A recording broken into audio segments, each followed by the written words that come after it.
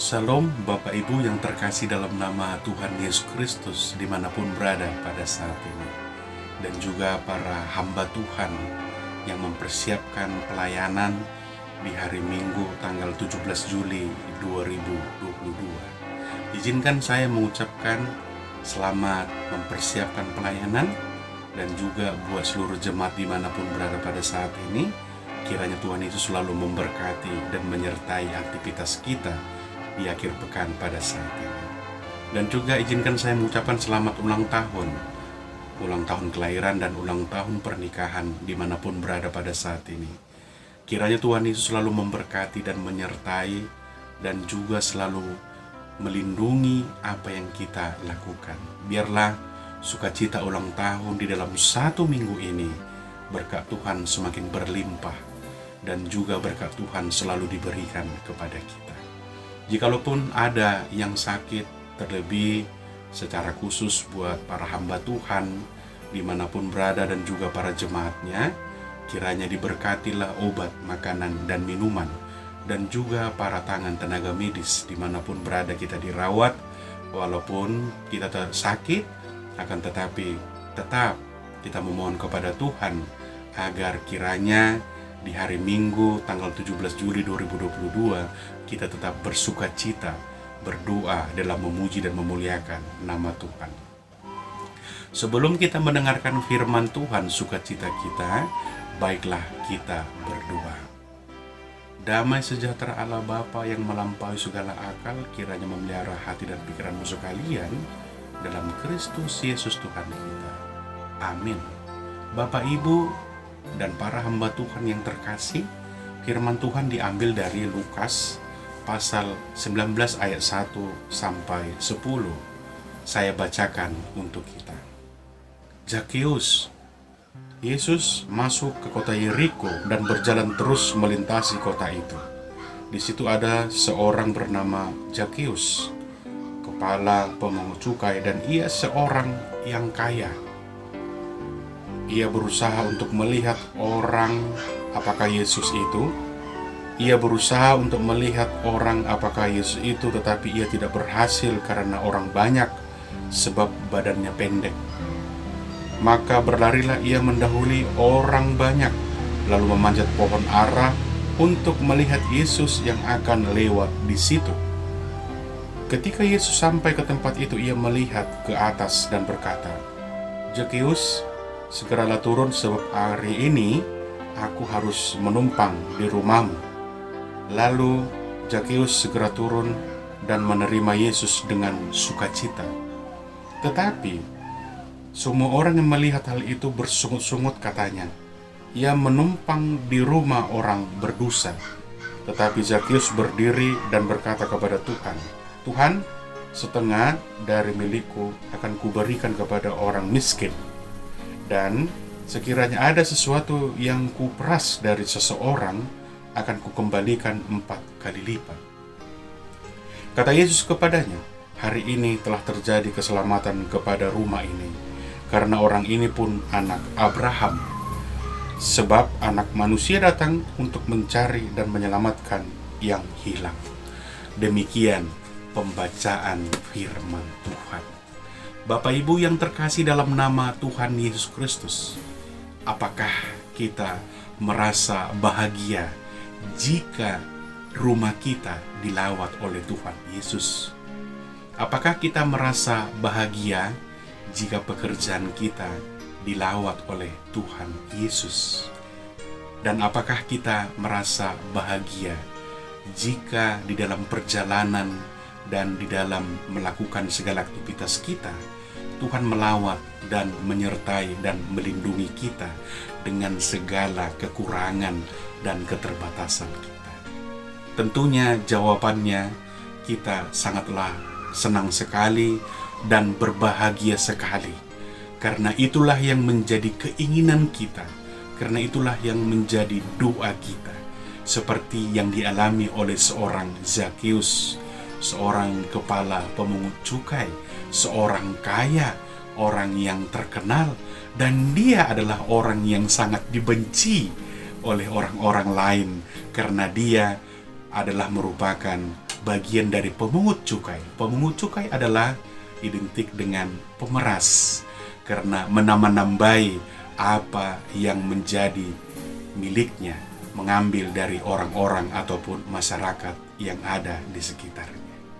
Akan tetapi melalui nas kita pada saat ini, perjumpaan Zakeus dengan Yesus membuahkan sebuah keselamatan, membuahkan sebuah berkat, membuahkan sebuah penyertaan yang sangat luar biasa dan tidak disangka-sangka oleh seorang Zakeus.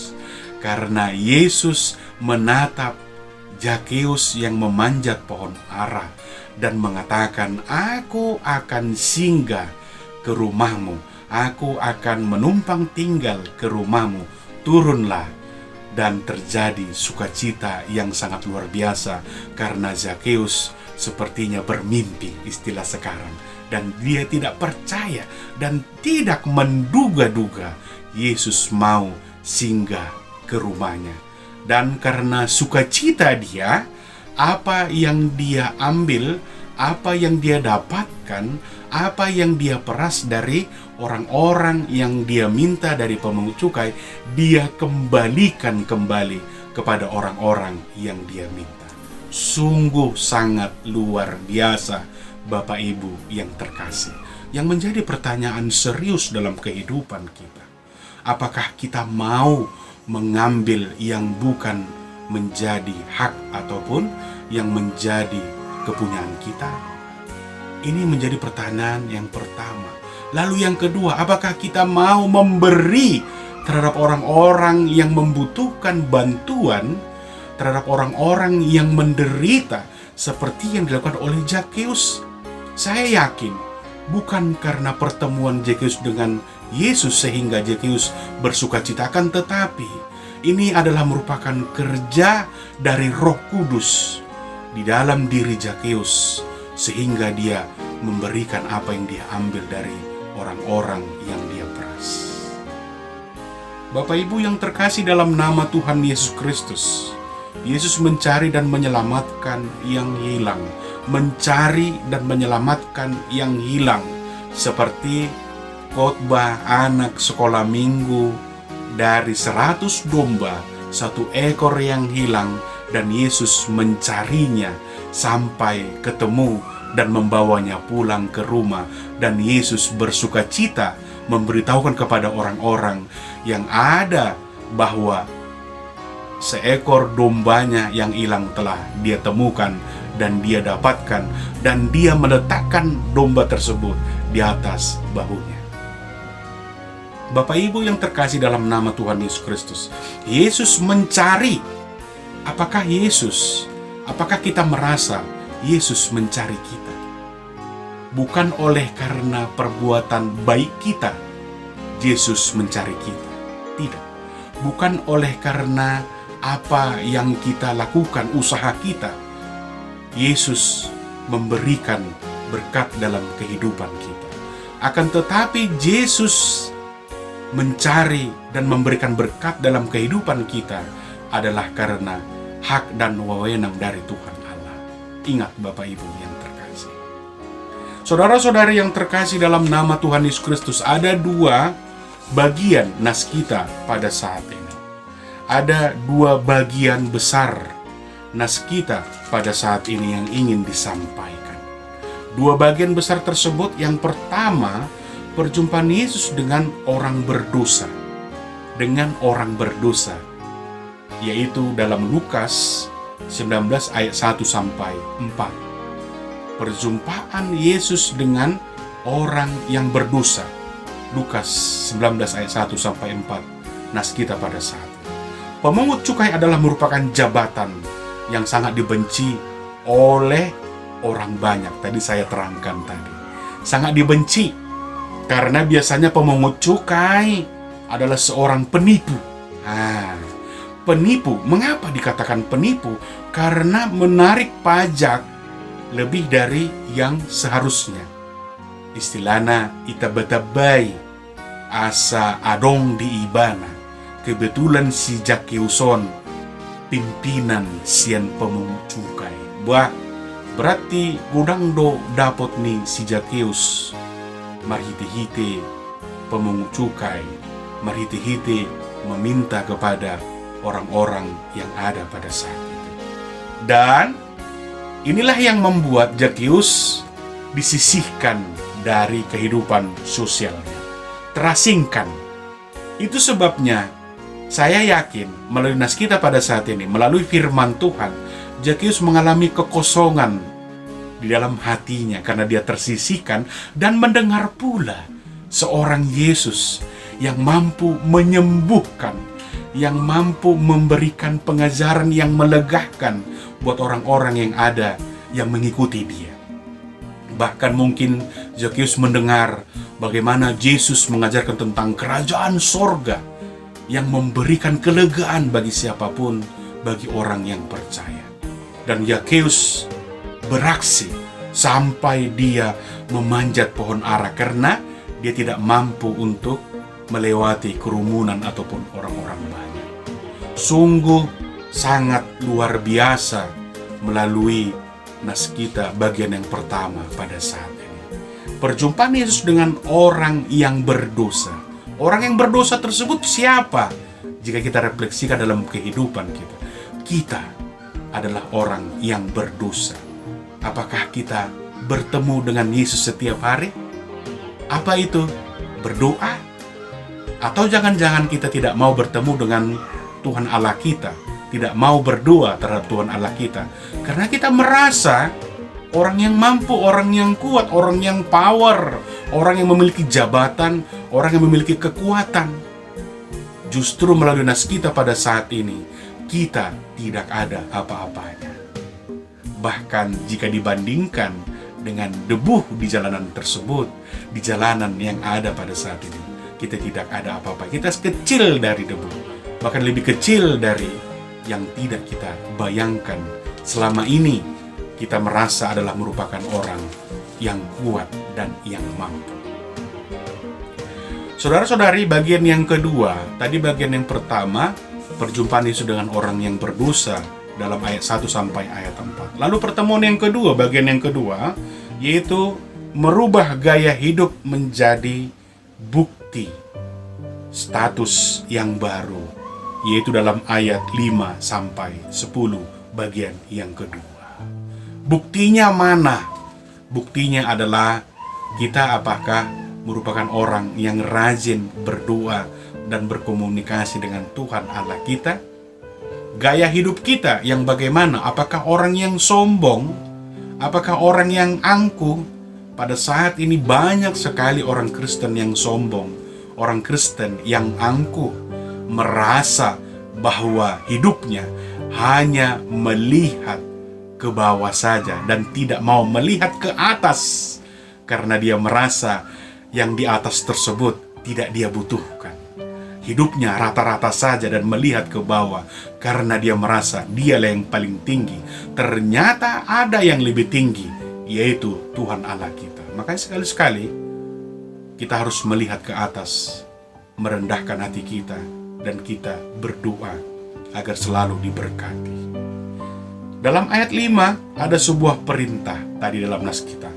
Zakeus, segeralah turun, adalah merupakan sebuah perintah. Saya yakin dan percaya Zakeus, kalau dia tidak merindukan, tidak menginginkan, dan tidak penasaran terhadap Tuhan Yesus, saya yakin dia tidak mau turun. Siapa kau Yesus yang menyuruh saya untuk turun? Memang benar, dia penasaran ingin melihat wajah dan tampang dari Tuhan Yesus. Akan tetapi, bukan hanya sekedar ingin melihat, bukan hanya sekedar ingin mengetahui bagaimana bentuk dari wajah Tuhan Yesus. Akan tetapi, dia menuruti apa yang dilakukan oleh Tuhan Yesus. Bagaimana kita? Kita adalah merupakan orang Kristen yang sudah diselamatkan, bahkan sudah mengaku-ngaku yang dibenarkan oleh pengorbanan Tuhan Yesus di kayu salib. Apakah kita mau diperintah untuk merendahkan, turunkan hatimu, jangan engkau angkuh, jangan engkau tinggikan hatimu? Apakah kita mau? Ini merupakan suatu perenungan dalam kehidupan kita. di tengah situasi COVID-19 yang hampir 3 tahun berdampingan dalam kehidupan kita. Apakah kita hanya tahu untuk mencari keuntungan? Apakah kita hanya tahu untuk meminta kepada Tuhan? Berikanlah, berikanlah. Akan tetapi ketika dikatakan oleh Tuhan Allah, mari datang kepadaku, kita ogah, tidak mau. Nanti-nanti saja Tuhan, saya ingin menikmati kehidupan di dunia ini. Bagaimana? Ini adalah merupakan perenungan dalam kehidupan kita, Bapak Ibu yang terkasih. Saudara-saudari yang terkasih dalam nama Tuhan Yesus Kristus, 2 bagian ayat 1-4, 5-10. Lalu yang ingin dikatakan melalui nas kita pada saat ini, ada 4 poin penting yang perlu untuk kita ketahui. 4 poin yang ingin disampaikan. Yang pertama, Yesus menjangkau orang-orang yang tersisihkan. Orang-orang yang tidak memiliki apa-apa, orang-orang yang bersedih, orang-orang yang menangis, orang yang tidak memiliki apa-apa dalam kehidupannya. Bagaimana? Apakah kita merasakan hal tersebut dalam kehidupan kita? Apakah kita merasakan Yesus datang dan melawat kita? Yesus tidak pernah meninggalkan kita, Bapak Ibu. Seperti Yesus mencari 1 ekor anak domba yang lari dari kawanannya, dari kumpulannya.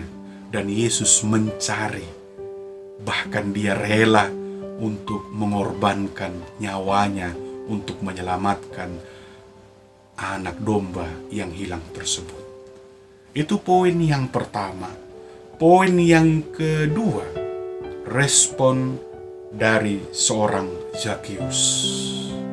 Responnya yang perlu untuk kita lihat. Apa itu? Dia bersukacita. Dia dengan bermurah hati memberikan apa yang dia ambil yang tidak sepantasnya, bahkan memberikan hartanya kepada orang-orang yang dia peras dan yang membutuhkan. Itulah kemurahan hatinya. Tadi saya katakan melalui COVID-19, apakah kita di sini dilihat apakah kita orang yang bermurah hati atau tidak? Memberi di tengah-tengah kesulitan. Akan tetapi tidak memberi di tengah-tengah berkelimpahan. Akan tetapi memberikan di tengah-tengah kesulitan atau di tengah-tengah tidak berkelimpahan. Lalu bagaimana perubahan pola pikir? Pola pikir di sini yang ingin dikatakan bahwa jangan kita melihat orang dari cover luarnya saja. Akan tetapi marilah kita mau membantu orang-orang yang ada di sekeliling kita dengan mendekatkan, dengan kita mau bersosialisasi dengan baik terhadap orang-orang yang ada di sekeliling kita. Jangan menutup diri. Itu adalah merupakan orang-orang yang tidak mau menunjukkan kasih dari Tuhan Allah. Lalu bagaimana kita menerima anugerah Tuhan dalam kehidupan kita? Apakah kita lupa? Apakah kita tidak menjadi teladan bagi orang-orang yang ada di sekeliling kita? Apakah hanya menerima saja? Akan tetapi, ayo lakukan seperti yang dilakukan oleh Zakeus. Yang pertama, yang kedua, dan yang ketiga, relasi dengan Allah tidak hanya terjadi karena panggilan Yesus, tetapi juga respon dari Zakeus, respon orang Kristen tersebut. Bagaimana kita merespon relasi, ya, relasi. Allah ingin sekali membangun relasi terhadap diri kita, seperti memberikan berkat yang kita minta, memberikan materi, memberikan rumah yang bagus, memberikan pakaian, kebutuhan-kebutuhan kita. Itu relasi Allah agar kita dekat dengan Dia. Akan tetapi banyak orang Kristen tersebut ketika telah diberikan dan Allah ingin membangun relasi, justru orang Kristen tersebut jauh dari yang diharapkan oleh Tuhan Allah, seperti bangsa Israel tersebut. sehingga dihukum. Dan dia meminta kepada Tuhan, Tuhan bantu saya. Akan tetapi ketika dia kesusahan, ketika dia menderita mengatakan bantu. Akan tetapi ketika Allah memberikan, dia lupa. Sebenarnya itu adalah merupakan cara Allah untuk membangun relasi dalam kehidupan kita. Lalu poin yang keempat, Yesus melihat hatimu, melihat hati kita, melihat hati saya. Bukan apa yang tampak di luar. Ya, bagaimana Yesus melihat Zakeus, keinginan dia, dan Yesus meresponnya. Bagaimana kita, saudara-saudari, Bapak Ibu yang terkasih, Tuhan mengetahui apa yang ada dalam hati kita, apa yang ada dalam hatimu, sebelum kita melakukan apa yang kita lakukan. Maka daripada itu tidak ada yang tertutupi di hadapan Tuhan. Semuanya terlihat jelas. Itu makanya melalui minggu kita pada saat ini, Yesus mencari kita. Sungguh sangat luar biasa. Dan setelah dicari, dia menyelamatkan kita, orang yang hilang, orang yang berdosa tersebut. Maka daripada itu Bapak Ibu yang terkasih dan juga para hamba Tuhan dimanapun berada pada saat ini, kiranya Tuhan Yesus selalu menyertai, memberkati kita di minggu tanggal 17 Juli 2022. Tetap semangat, memohon kepada Tuhan, kita yang hilang, yang telah diselamatkan, agar tetap menjadi anak kesayangan dari Tuhan Yesus. Selamat melayani, selamat menyambut hari Minggu. Tuhan Yesus memberkati. Shalom.